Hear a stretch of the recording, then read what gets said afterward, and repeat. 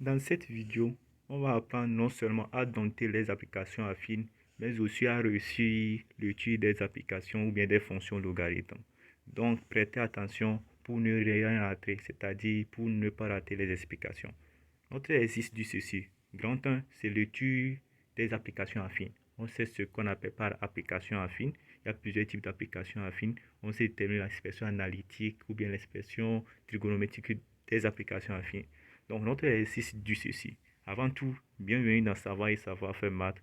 Comme je le dis toujours, sur cette chaîne, on apprend non seulement à étudier les fonctions, mais aussi à réussir les mathématiques, tout niveau, que ce soit niveau lycée, collège ou bien niveau supérieur.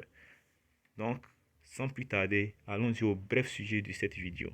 On dit le plan P est muni du repère OIJ, soit AB élément de grand R quoi grand R, et FAB, l'application affine du plan, telle que FAB de O soit égal à O.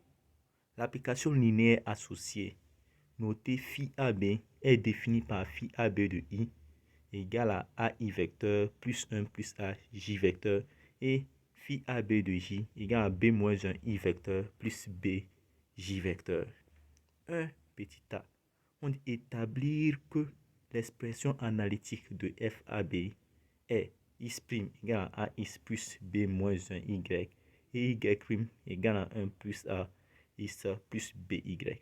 En B, on dit caractériser F de 0, 0, c'est-à-dire pour A égale à 0 et pour B égale à 0. Petit 2, étudier l'ensemble des points invariants par F à B. On sait ce qu'on appelle point invariant. On va avoir à étudier ça ici. Maintenant, on dit en 3, on choisit B égale à 1 et A élément de grand R privé de 0, 1. Justifier que, en petit a, f de A1 est bijective. Petit b, détermine l'expression analytique de FA1 rond FA1. Petit c, existe-t-il deux valeurs de A pour lesquelles C1, FA1 est-elle une projection? C2, FA1 est-elle involutive? Si oui, caractériser FA1. En grand 2, on considère la fonction suivante, définie sur 0 à plus infini par f de x égale à x moins sinus x et g de x égale à moins 1 plus 1 sur 2 x carré plus cosinus x. h de x égale à moins x plus 1 sur 6 x au cube plus sinus x. 1. Étudier les variations de f, puis en déduire que f est positif ou nul sur 0 à plus l'infini. C'est l'étude des fonctions là-bas. 2. Petit a. De manière analogue, montrer que g et h sont positifs ou nuls sur 0 à plus l'infini. Petit b. En déduire que pour tout x supérieur ou égal à 0, x moins 1 sur 6 x au cube est inférieur ou égal à sinus x qui est inférieur ou égal à x, c'est-à-dire l'encadrement de sinus x.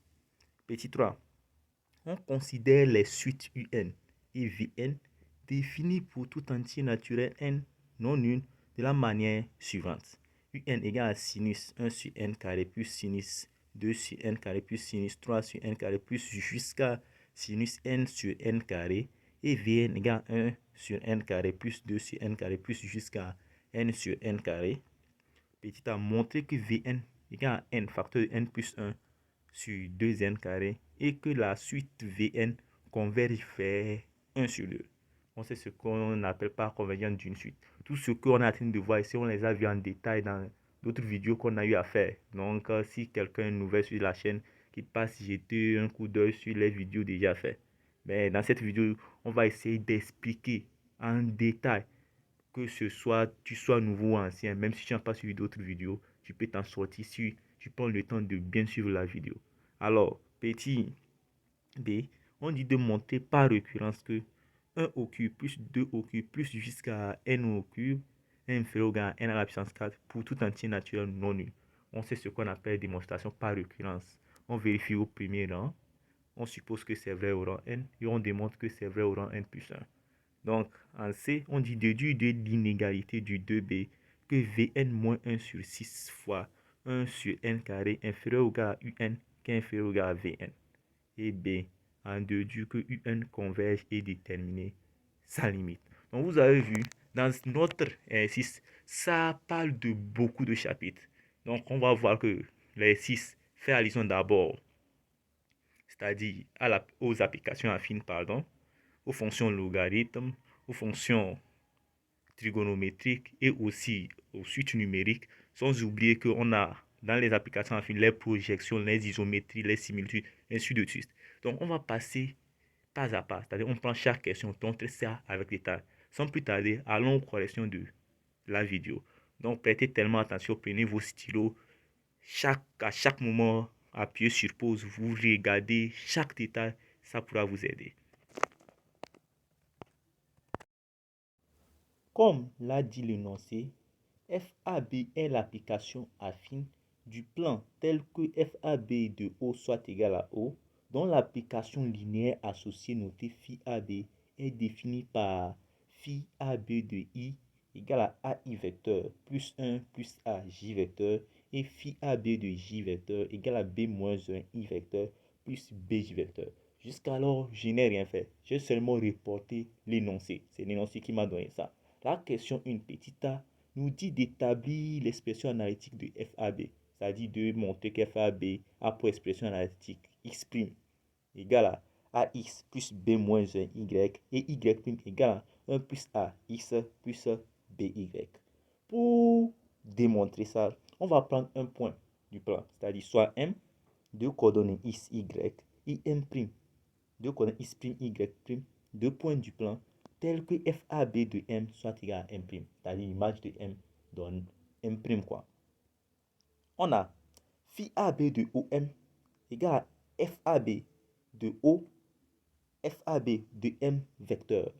C'est-à-dire, comme phi est l'application linéaire associée, alors lorsqu'on prend phi AB de OM, c'est-à-dire du vecteur OM, ça va devenir maintenant F de O, FAB de O bien sûr, FAB de M vecteur.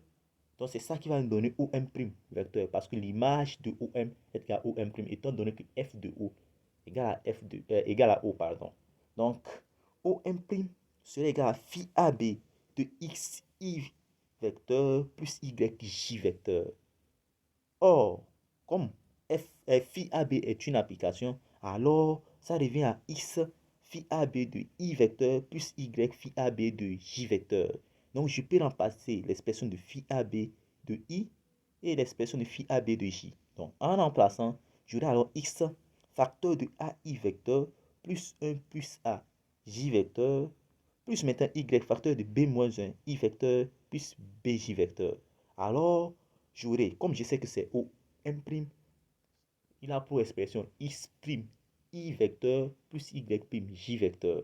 Donc, ce qui va nous donner ce que j'ai AX plus facteur de B moins 1 Y, le tout I vecteur, plus 1 plus A X plus BY, le tout J vecteur. Qu'est-ce que j'ai fait ici? J'ai regroupé les I à part et puis les J à part. Donc, par déduction, l'expression analytique de FAB est quoi? C'est-à-dire, je fais par identification. X' A proche de X', il y a I. Donc, ce qui est de l'autre côté qui contient I est X'. Et puis, ce qui contient J est Y'. Donc, X' égale à AX plus B moins 1 Y et Y' égale à 1 plus AX plus BY. Donc, j'ai démontré que FAB a pour expression analytique X' égale à X plus B moins 1 Y et Y' égale à 1 plus AX plus BY. Alors, passons aux questions B. On doit caractériser F de 0, 0, c'est-à-dire pour A égale à 0 et pour B égale à 0. Comme l'expression analytique de FAB égale à X' égale à X plus B moins 1 Y et Y' égale à 1 plus A X plus BY, je remplace là-bas l'expression de A et B par 0, 0. En remplaçant, j'aurai X' égale à moins Y et Y' égale à X. Donc, ce qui implique que quoi? Je sais que cosinus pi sur 2 égale à 0. Donc, ce qui veut dire que ça fait en réalité X fois 0, qui est égal à cosinus pi sur 2, plus, moins, pardon, Y fois sinus de pi sur 2, qui est 1. Et en bas, j'aurai X fois sinus de pi sur 2, plus Y fois cosinus de pi sur 2. Donc, F de 0, 0 est la rotation de centre O et d'angle de mesure pi sur 2. En quelque sorte, on sait qu'au cours, c'est-à-dire dans les applications affines, on a donné l'expression complexe, trigonométrique d'une application affine. Donc, c'est en quelque sorte ça que j'ai essayé d'écrire. Donc, les éléments, on peut avoir une rotation, une isométrie, similitude ou bien autre chose, quoi, homothétie. Donc, ici, c'est une rotation de centre haut et d'angle de mesure, puis sur 2. Donc, on a déterminé les éléments caractéristiques de f de 0, 0. Alors, on peut étudier alors l'ensemble des points invariants. Lorsqu'on dit f est invariant par b, ce qui veut dire que f de b égale à b. En quelque sorte, c'est pas la définition de l'invariance. Donc ici, on dit, pour étudier l'ensemble des points invariants, on ne va même pas souffrir. Comme on sait que FAB de M égale à M, parce que F est invariant par M, alors on a X égale à X'. C'est ce que, si on avait FAB de M égale à M', ce qui veut dire que X égale à X', non. Or, FAB de M égale à M, donc à la place de X', c'est X quoi. Donc on aura alors X égale à AX plus B moins 1 Y, et Y égale 1 plus AX plus BY. Donc, je regroupe ça, j'amène tout d'un côté, égal à 0. Donc, j'ai 1 moins AX, c'est-à-dire si j'amène AX, il devient moins AX. Donc, ça fait 1. Je mets X en facteur. Ça va faire 1 moins AX, moins maintenant B moins 1 Y égale à 0. Et puis 1 plus AX, plus maintenant B moins 1 Y égale à 0. Donc, on va résoudre alors le système qu'on vient d'obtenir. Pour résoudre ce système, il y a plusieurs méthodes. On va déterminer le déterminant du système. Le déterminant du système, c'est simple. Ça fait 1 moins A, en bas 1 plus A, et puis B moins 1, c'est-à-dire A moins qui va rentrer. Donc ça fait 1 moins B, et puis B moins 1. Donc le déterminant, ça fait 1 moins A, facteur de B moins 1, moins 1 plus A, facteur de 1 moins B. En calculant ça, ça fait 1 fois B moins 1 moins AB plus A. Moins maintenant 1 plus B moins A plus AB. Je regroupe ça, me donne 2 facteur de B moins 1. Donc le déterminant du système égal à 0 implique que B égale à 1. Donc si B égale à 1, alors le système devient 1 moins A X qui est égal à 0 et 1 plus A X qui est égal à 0, ce qui équivaut à X égal à 0. Donc l'ensemble des points invariants par FAB est la droite d'équation X égale à 0. Qu'est-ce que j'essaie de faire? J'essaie de discuter suivant les valeurs de B obtenues. Parce que lorsque j'ai calculé le déterminant du système, j'ai posé le déterminant du système égal à 0. J'ai obtenu B égale à 1. Donc je vais discuter suivant ces valeurs pour obtenir les valeurs de X quoi. Donc si B est différent de 1, alors O est le seul point invariant par FAB. Donc j'ai déterminé. Donc pour B égale à 1, l'ensemble des points invariants est la droite d'équation X égale à 0. Et puis pour B différent de 1, le seul point invariant est O. Donc maintenant ils ont dit qu'ils choisissent B égale à 1 et A appartient à grand F privé de 0 et 1. On dit de justifier que F de A1 est bijective. Donc comme F de A1 est bijectif si le déterminant de phi A1 I phi A1 J est différent de 0. Pour B égale à 1, on a phi A1 I égale à AI plus 1 plus A J vecteur et phi A1 J égale à J vecteur. Donc pour B égale à 1, ça je remplace dans l'application affine qu'on m'a donné B égale à 1 et puis j'ai ce que j'ai ici. Si vous remplacez, vous aurez ça. Donc on a déterminé de phi A1 I phi A1 J égale à quoi? A 1 plus A 0 1. Donc lorsqu'on calcule, ça fait A fois 1 moins 1 plus A fois 0 qui va nous donner A. Or A est différent de 0 parce que A appartient à grand R privé de 0 et 1. D'où FA1 est bijectif. Parce que par définition, FA1 est bijectif si seulement si son déterminant est différent de 0. Donc, on va déterminer l'expression analytique de FA1 rond FA1. L'expression analytique de FA1 est X' égale à AX, Y' égale à 1 plus AX plus Y. Qu'est-ce que j'ai fait? J'ai passé B par son expression là-bas. Donc, l'expression analytique de FA1 rond FA1 est X' égale à A facteur de AX, c'est-à-dire là où je vois la composée de deux fonctions, là où je vois X, je remplace par X', quoi, son expression. Donc ça fait X' égale à A, facteur de AX, Y' égale à 1 plus A, facteur de AX plus 1 plus A, X plus Y. Soit X' égale à A carré X, et y' égale a carré plus 2a plus 1x plus y. Alors, j'ai déterminé l'expression analytique de FA1 rond FA1. Donc, déterminons s'il existe des valeurs de A pour lesquelles FA1 est une projection. On dit que FA1 est une projection. FA1 est une projection si FA1 rond FA1 égale à FA1, c'est-à-dire s'il est identique. Donc, c'est ce qui dit que quoi? Si A carré égale à A et A carré plus 2A plus 1 égale à 1 plus A. Parce que par définition de la projection, F est une projection si F rond F égale à F. Donc, c'est ce qu'on a. Donc, comme dans notre cas ici, si on dit F rond F, c'est-à-dire ça veut dire que FA1 rond FA1 égale à FA1, quoi. C'est-à-dire A carré égale à A, comme je le disais, et puis A carré plus 2A plus 1 égale à 1 plus A. Soit A carré égale à A, et puis A carré égale à moins 1.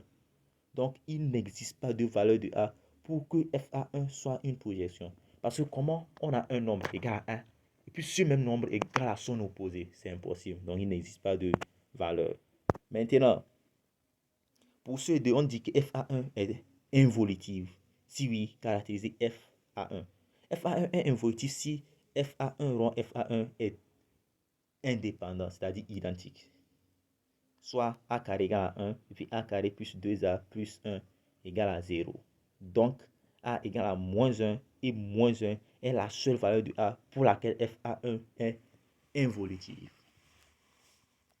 Ces éléments caractéristiques alors. Donc, maintenant, on va déterminer les éléments caractéristiques de F2, moins 1 et 1, quoi. Parce qu'on a déterminé A, parce que la seule valeur de A, c'est moins 1. Donc, pour déterminer les éléments caractéristiques de F de moins 1, 1, on a alors F de moins 1, 1, A pour expression analytique. Je remplace maintenant A et B par leur expression. Donc, j'aurai X' égale à moins X et puis Y' égale à Y. Tout point M, 2 colonnes X, Y et son image M plus 2 colonnes X', Y' par F moins 1, 1 sont symétriques par rapport à l'axe des ordonnées. On a déduit que F-1 est la symétrie orthogonale d'axe OY. Parce qu'on voit que suivant Y', ça ne change pas, c'est suivant X', ça change. Donc si on fait la symétrie par rapport à Y, vous allez voir qu'on va tomber de l'autre côté de X qui est négatif. Donc ça marche. Donc B, on va passer aux variations, aux études de fonctions. Donc en quelque sorte, on a fini avec les applications affines. Vous avez vu qu'on a vu quand est-ce qu'on dit qu'une application est une projection, quand est-ce qu'on dit qu'une application est involutive, comment déterminer l'expression analytique d'une application affine. Donc vous avez vu que si vous mettez ça, le cours de application affine en général ne va pas vous créer trop de soucis. Donc sans plus tarder, passons aux études des fonctions. Des fonctions très simples avec trigonométrie et puis des fonctions logarithmes. Ici,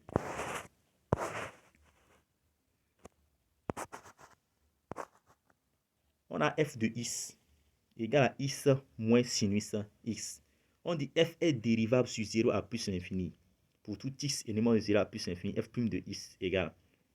Donc on a dit ensemble devenu c'est de 0 à plus l'infini, nous ont donné ça. Donc on sait que f est dérivable sur cet intervalle. Donc quand on calcule f' de x, dérivé de x ça fait 1. Et dérivé de sinus x, ça fait cosinus x. Donc, f' de x égale 1 moins cosinus x. Maintenant, pour tout x élément de 0 à plus l'infini, on a f' de x supérieur ou égal à 0. Donc, f est croissante sur 0 à plus l'infini. On sait que moins 1 inférieur ou égal à cosinus x, qui est inférieur ou égal à 1. Donc, en amenant cosinus de l'autre côté, il y a 1 moins cosinus x supérieur ou égal à 0. Donc, f est croissante sur 0 à plus l'infini. Disons que f est positif ou nul sur 0 à plus l'infini. F est croissante sur 0 à plus l'infini et f de 0 est égal à 0. Donc, f est positif ou nul sur 0 à plus l'infini. Parce que lorsqu'on calcule f de 0, on obtient 0. Sinus 0, ça fait 0. Et 1, pardon, est 0. Et puis f, lorsqu'il n'y a pas x par 0, ça fait 0. Donc, ça fait 0 moins 0 qui fait 0. D'où f est positif ou nul sur 0 à plus l'infini. Maintenant, sens de variation de g et signe de g de x. G est dérivable sur 0 à plus l'infini.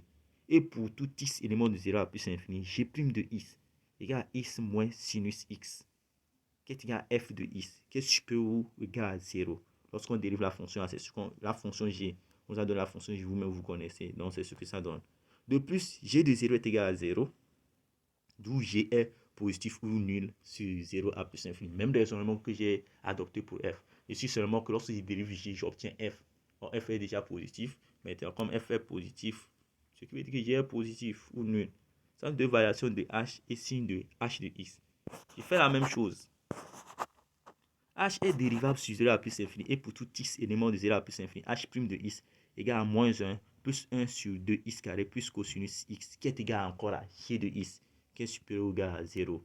Donc H est croissant sur 0 à plus infini. Même raisonnement. De plus, H de 0 égale à 0. Donc H est positif ou nul sur 0 à plus infini.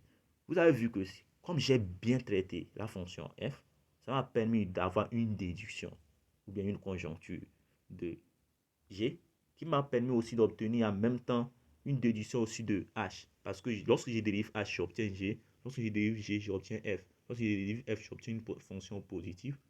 Et le tour est joué. Alors, on dit 2. D'après 2A, pour tout x élément de 0 à plus l'infini, on a moins x plus 1 sixième de x au cube plus sinus x positif et x moins sinus x positif. On a déduit que quoi? Moins x plus 1 sixième de x au cube est supérieur ou égal à moins sinus x. Qu'est-ce que j'ai fait? J'ai envoyé sinus x de l'autre côté. Alors, sinus x est inférieur ou égal à x. D'après ce que j'ai écrit, x moins sinus x supérieur ou égal à 0. Donc, x moins 1 sixième de x au cube est inférieur ou égal à sinus x. Et sinus x inférieur ou égal à x. Donc, pour tout x élément de 0 à plus infini, j'ai x moins 1 sixième de x au cube inférieur ou égal à sinus x qui est inférieur ou égal à x. D'où la démonstration qu'on m'a demandé. Parce qu'on m'a dit de démontrer que x moins 1 sixième de x au cube inférieur ou égal à sinus x qui est inférieur ou égal à x. Et je viens de le démontrer sans souffrir. Alors, on démontre que Vn égale à n facteur de n plus 1 sur 2n au carré. Je sais que Vn est égal à 1 sur n carré plus 2 sur n carré plus jusqu'à n sur n carré. Or, en mettant 1 sur n carré en facteur, j'aurai Vn égale à 1 sur n carré facteur de 1 plus 2 plus 3 plus jusqu'à n.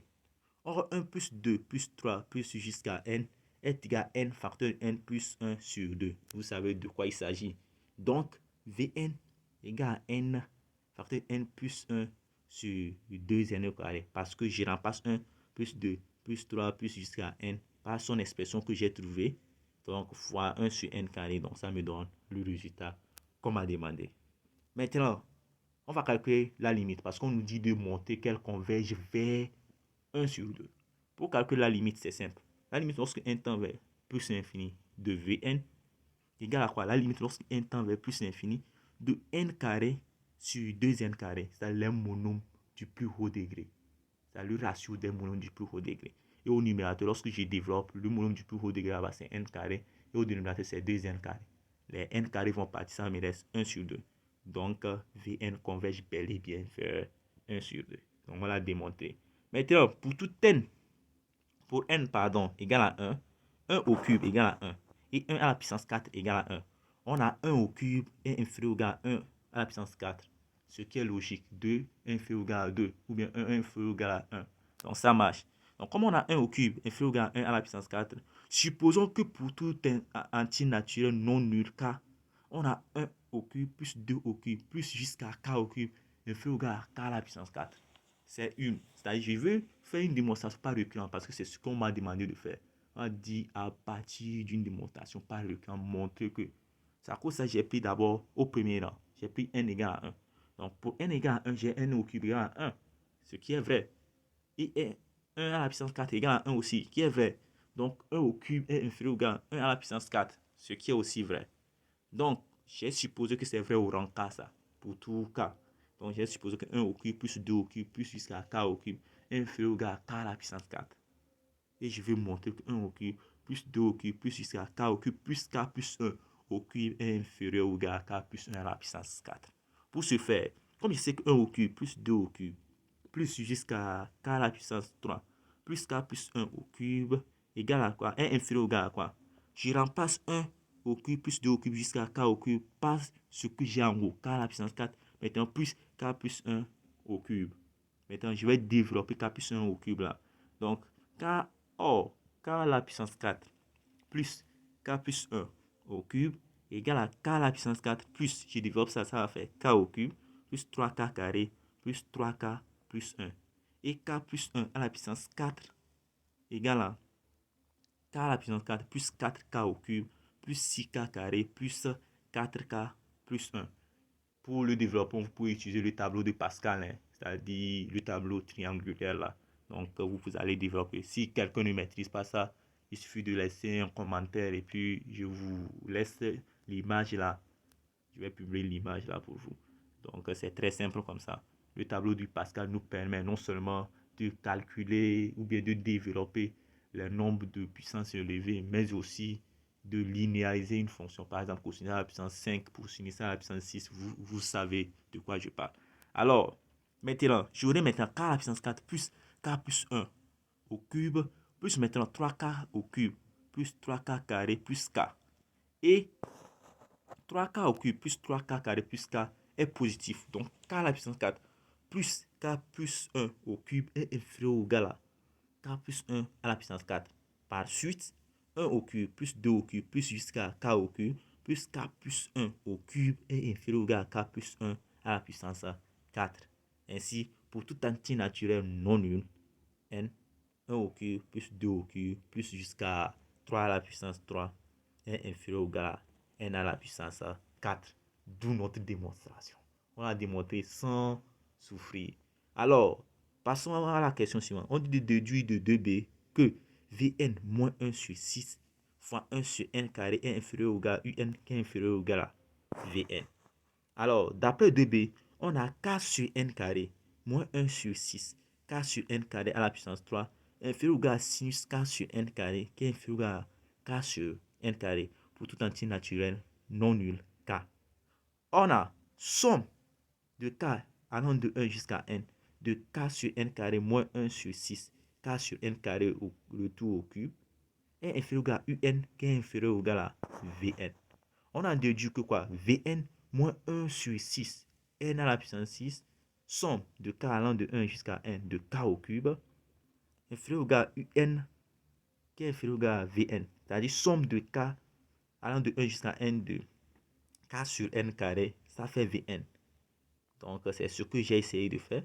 Donc, on a alors, d'après 3b, on a Vn moins n à la puissance 4 sur 6n à la puissance 6 inférieur ou égal à Un qui est inférieur ou égal à Vn. Donc, pour tout entier naturel non nul n, Vn moins 1 sur 6 fois 1 sur n carré inférieur ou égal à Un qui est inférieur ou égal à Vn. On dit alors de déduire que Un converge et déterminer sa limite.